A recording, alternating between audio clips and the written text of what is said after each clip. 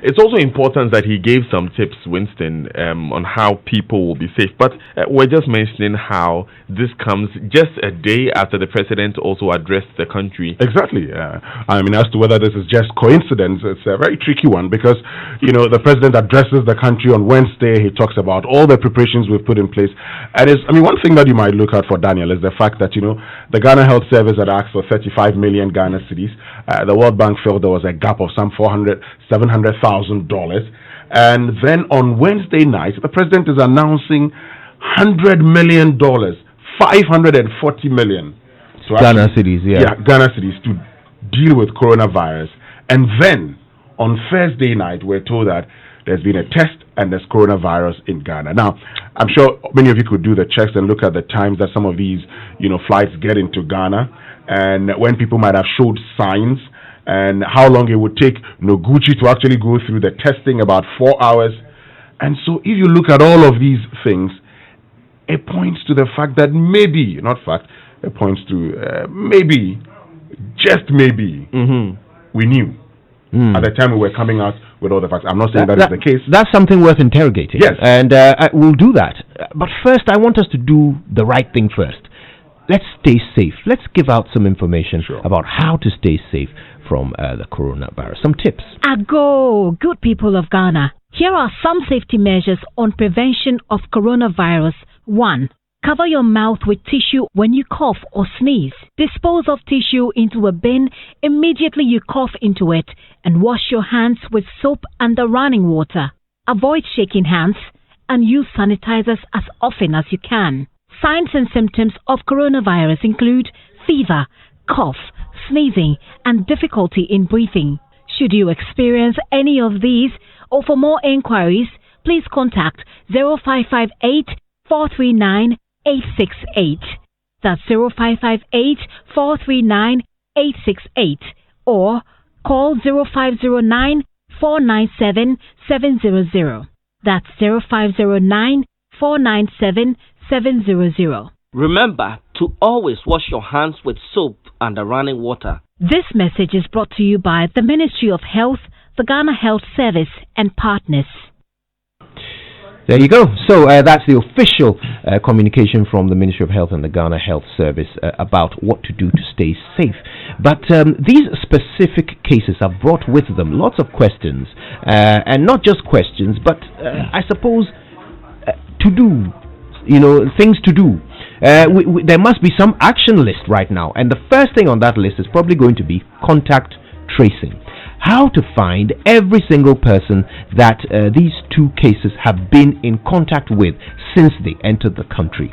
Where are those persons right now? Who have they been in contact with? How quickly can we rally around? And by the way, it's not just about finding them. It's about maintaining a connection with them so that if they develop any symptoms at any time, we can immediately move in and get them safe away from the rest of the public. That is how you stem the spread. Anything short of that, and we will find ourselves with this virus out of control. We don't want that. So we really have to physically trace everyone. First of all, who did they arrive with on the plane? They came from Norway and Turkey, these That's two right. people. Did they arrive on the same day? Which airlines did they come on?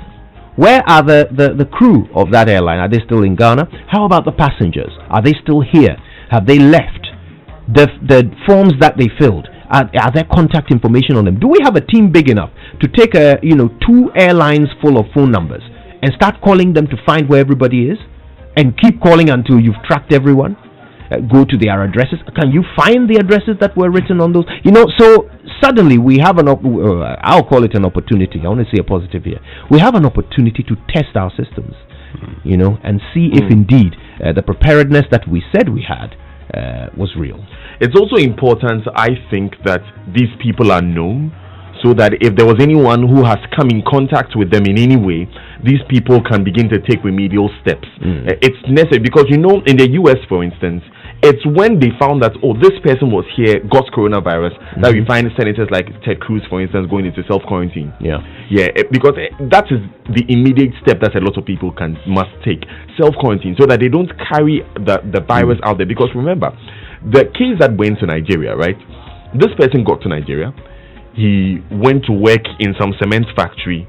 he transmitted the virus in that cement factory after he had been found to have coronavirus. In fact, at a point they couldn't find half the people who were on the flight with him. And this virus, if you study it in Iran and Italy, has the potential to spread so explosively. I mean, imagine if someone has coronavirus and walks around shopping at Kanishi or goes to Agbobloshi. You're going too far. Right here in this studio, if somebody comes and sits here and we interview them and they talk into that microphone, and then you come and sit down after them and you touch that microphone, touch your face, you've got it. Then you're going to walk around and shake hands or open doors and shut doors and touch your table and touch your computer, and this virus can survive on surfaces for 24 hours at least.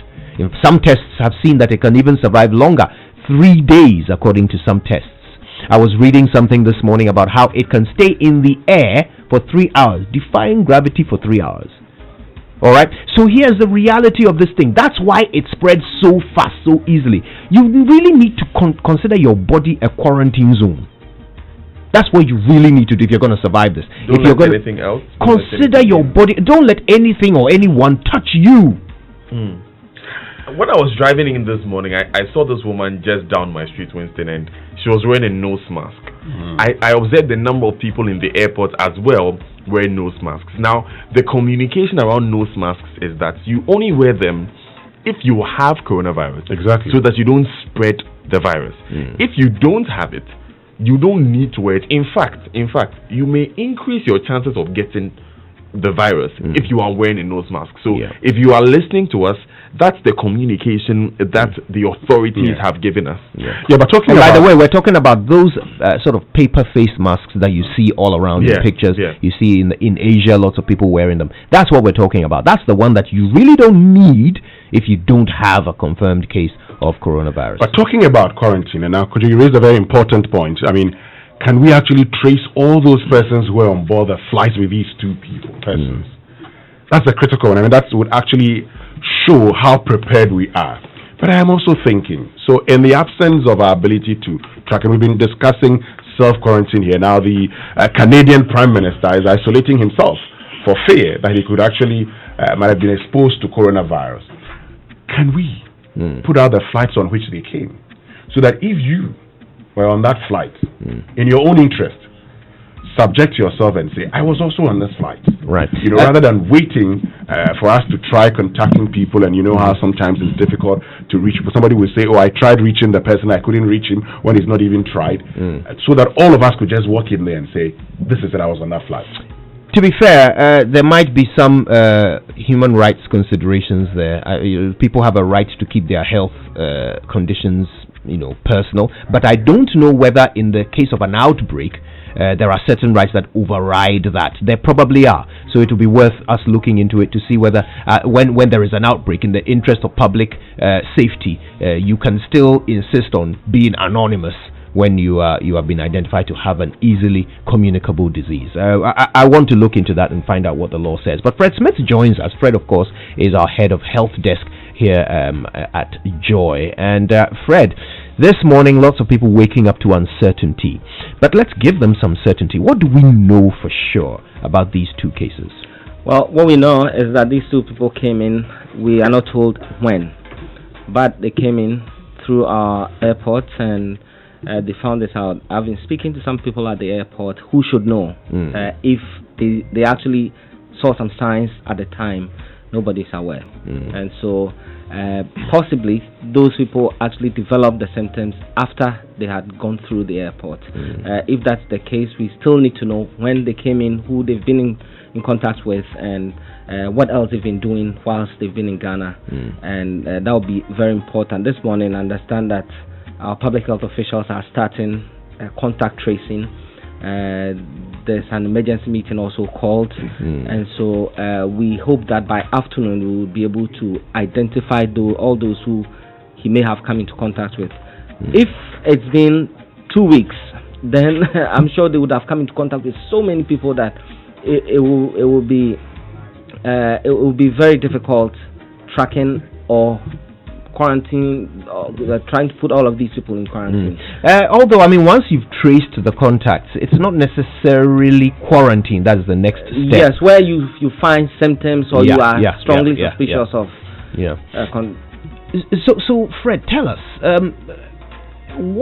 what are the provisions that this government has for contact tracing? We know they now have $100 million, but I mean, what exists already?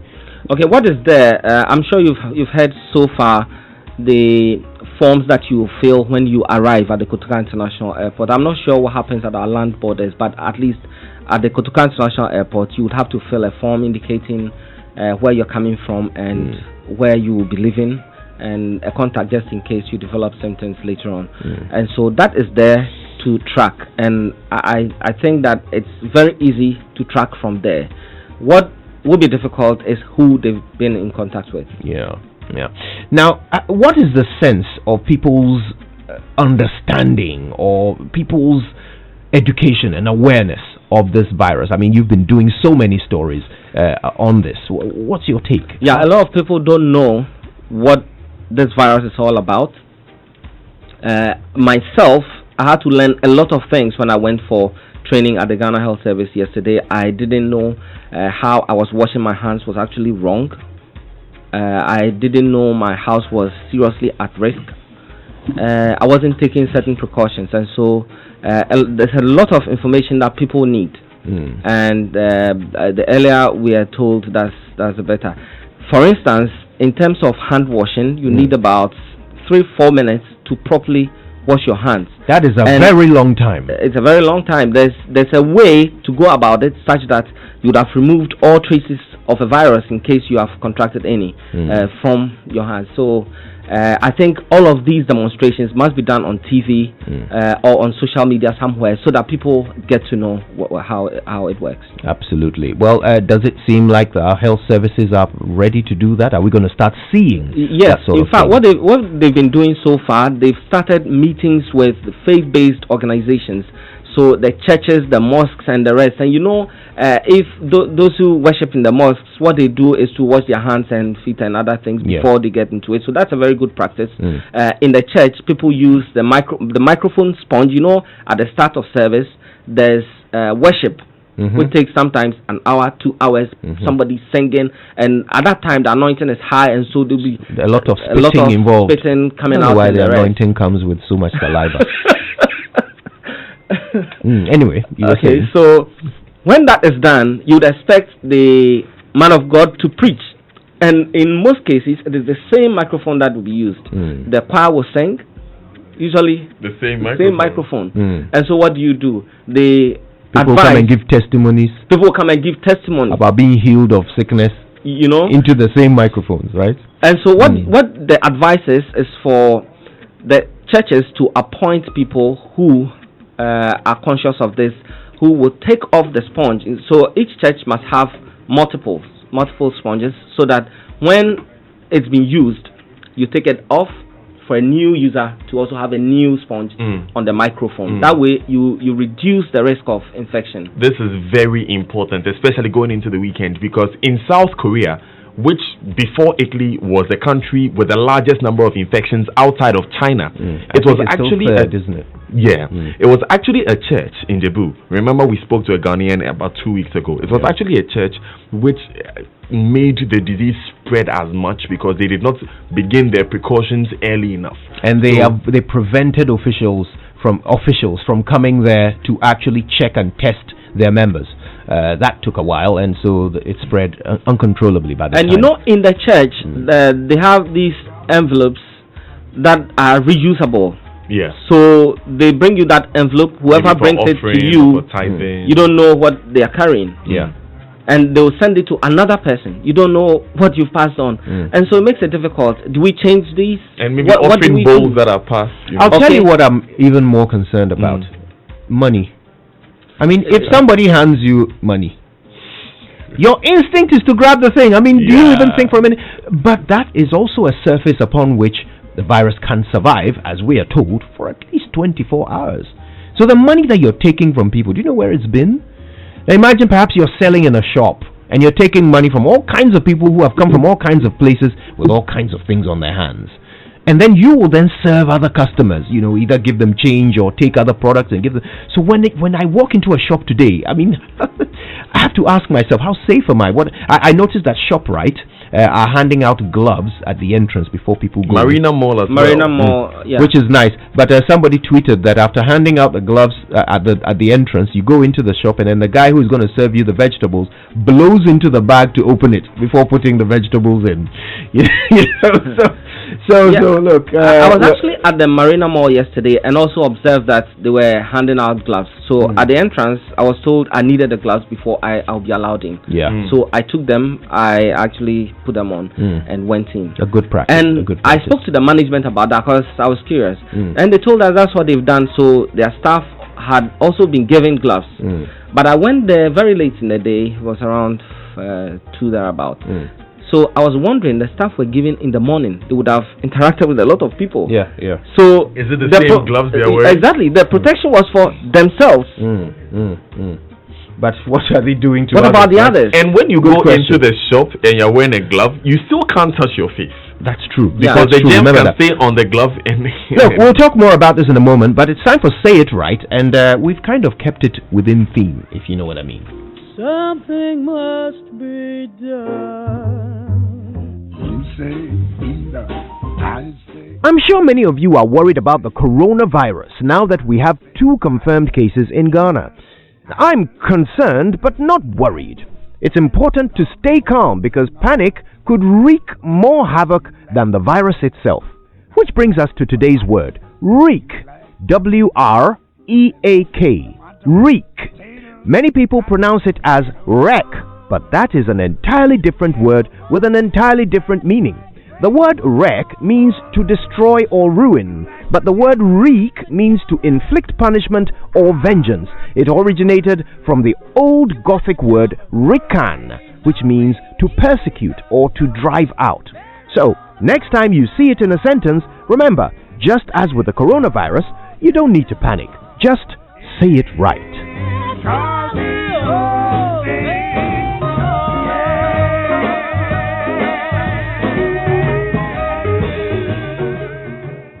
There you go. Yeah, kept it topical. All right, so we're still talking about how to avoid the spread. And one of the most important things is avoiding physical contact. But we'll be getting into that a bit more in just a short while, right after the BBC News. Almost 5